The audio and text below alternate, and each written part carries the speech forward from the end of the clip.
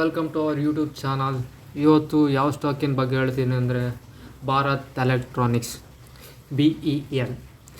ಇದು ಮೇನ್ಲಿ ಎರಡು ಸೆಕ್ಟರಲ್ಲಿ ಕೆಲಸ ಮಾಡುತ್ತೆ, ಡಿಫೆನ್ಸ್ ಮತ್ತು ಸ್ಪೇಸ್ ಸೆಕ್ಟರಲ್ಲಿ. ಡಿಫೆನ್ಸಲ್ಲಿ ಇಂಡಿಯನ್ ಆರ್ಮಿ, ನ್ಯಾವಿ ಇದಕ್ಕೆ ಕೆಲಸ ಮಾಡುತ್ತೆ. ಸ್ಪೇಸಲ್ಲಿ HAL,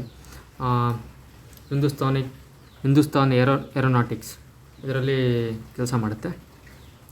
ಇದು ಒಂದು ಡಿಫೆನ್ಸ್ PSU ಸ್ಟಾಕ್. ಇದ್ರ ಬಗ್ಗೆ ಒಂದು ನ್ಯೂಸ್ ಇದೆ. ಇವತ್ತು ಗ್ಲೋಬಲ್ ಫೈನಾನ್ಷಿಯಲ್ ಸರ್ವಿಸ್ ಕಂಪನಿ ಆದ MCKR ಒಂದು ಸ್ಟೇಟ್ಮೆಂಟ್ ಕೊಟ್ಟಿದೆ. ಈ ಸಂಸ್ಥೆ ಹೇಳೋ ಪ್ರಕಾರ ಭಾರತ್ ಎಲೆಕ್ಟ್ರಾನಿಕ್ಸ್ ಒಂದು ವರ್ಷದಲ್ಲಿ 110% ಪ್ರಾಫಿಟ್ ನೀಡಿದೆ. ಅಂದರೆ ಹೂಡಿಕೆದಾರರಿಗೆ ತನ್ನ ರಿಟರ್ನ್ಸನ್ನು ಡಬಲ್ ಮಾಡಿದೆ. ಇವಾಗ ಇದಕ್ಕೆ ಭಾರತ್ ಎಲೆಕ್ಟ್ರಾನಿಕ್ಸ್ಗೆ ಈ ಕಂಪನಿ ಇವಾಗ ಇದು ಕರೆಂಟ್ ಪ್ರೈಸ್, ಶೇರ್ ಪ್ರೈಸು 290.50 ಇದೆ. ಅಂದರೆ 290.50 ಇದೆ.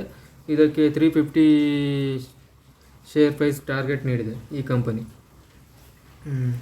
ಇದಕ್ಕೊಂದು ನ್ಯೂಸ್ ಇದೆ. ಇದು 15,000 crore ಪೈಪ್ಲೈನ್ ಆರ್ಡರ್ ಗೌರ್ಮೆಂಟಿಂದ ಇದಕ್ಕೆ ಸಿಗುತ್ತೆ ಅಂತ.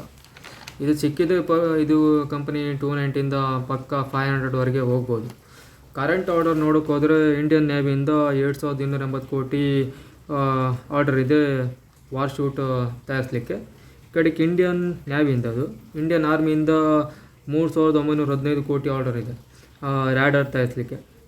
ಮತ್ತು ಕಂಬಟ್ ಮ್ಯಾನೇಜ್ಮೆಂಟ್ ಸಿಸ್ಟಮಿಂದ 695 ಕೋಟಿ ಆರ್ಡರ್ ಇದೆ ಕಮ್ಯುನಿಕೇಷನ್ ಇಕ್ವಿಪ್ಮೆಂಟ್ ತಯಾರಿಸಲಿಕ್ಕೆ.